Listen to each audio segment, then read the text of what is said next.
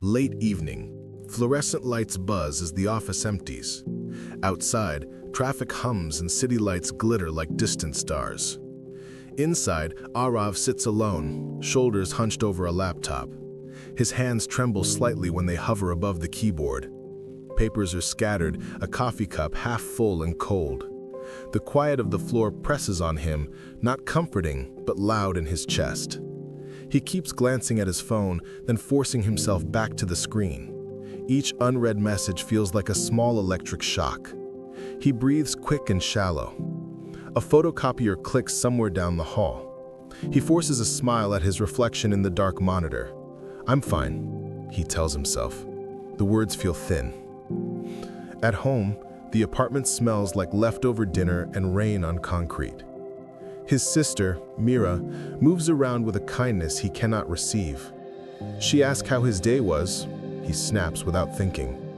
The question hangs between them. Later, he promises himself he will finish the design brief, but endless scrolling pulls him away. A cascade of faces, headlines, short satisfactions that die quickly. Guilt sits heavy, a small stone under his ribs. He tries to focus and fails. Frustration turns inward into anger. "Why can't I control my own mind?" he whispers to the empty room, sounding like a man who has used that question until it has no edges left.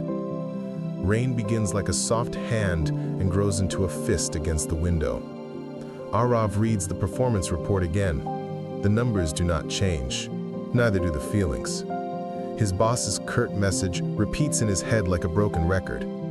A client call comes through, voice sharp and impatient.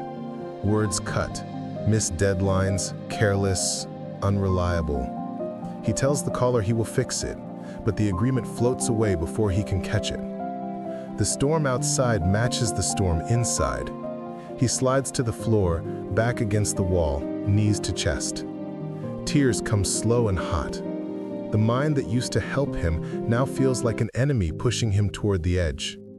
Everything fractures into small, painful pieces. Dawn arrives pale and thin.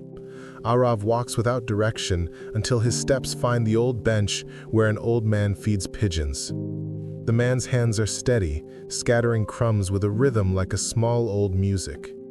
He looks up and sees Arav's wet eyes. "You look like a man who's been carrying too many storms," he says simply. He is Mr. Dev.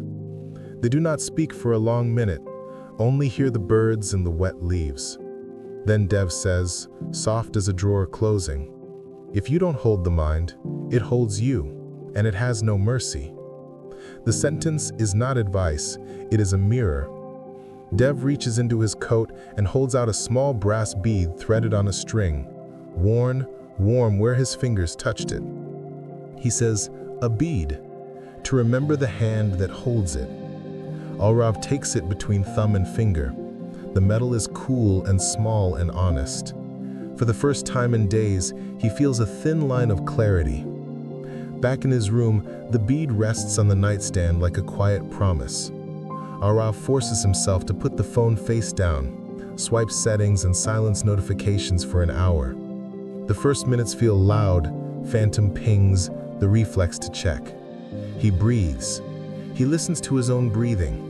He notices the light shifting on the ceiling, the soft creak of the building waking. Thoughts come like birds, noisy and insistent, but he watches them without following. 60 minutes feels like a long ocean. At the end, he opens his eyes and the world has not collapsed. He feels fragile and slightly brave. He lifts the bead and turns it between his fingers. Small, steady control tastes like water after thirst. Days follow like small, deliberate steps. Arav sets new rules for himself. One task finished before another begins, a promise to reply to messages at fixed times, a pause before answering when anger rises. He stumbles. A meeting catches him off guard, and he reacts. He reads a harsh comment and his heart spikes.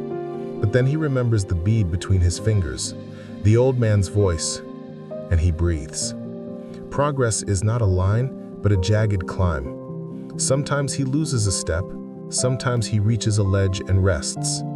Each tiny victory, A completed brief, a calm response to a spark of anger, a night with sleep that is actually sleep, adds weight to a new foundation. The mind that once tumbled now learns small routines, and those routines become anchors. Weeks pass, and the change is quiet but visible. Arav walks into the office with a measured pace. He listens more than he speaks. When a client raises a voice, he breathes through the edge and replies with clarity. Colleagues notice his steadiness. Mira tells him he seems lighter. Inside, a different rhythm plays. Thoughts arrive, but they consult him now. He still has days of doubt, but they no longer hold him hostage. The bead sits on his desk, polished by his thumb. It is a small object, yet heavy with meaning. The real transformation is not in the applause others give, but the silence of his mind when he chooses it. He feels guided rather than dragged. One quiet morning, sunlight climbs across his floor, painting a strip of gold on the rug. Arav sits by the window with a mug and tea that steam softens his hands. He rolls the bead between his fingers and smiles, small and slow. He whispers, not boastful, not certain, but true. My mind didn't change overnight, but I finally learned to steer it. The city hums beyond the glass, same and forever changing. He stands, picks up his bag, and walks out. The camera pulls away as he moves through the street, a single figure among many, carrying a bead on a string, a silent, steady proof that the mind can build you or break you, and that the choice begins within.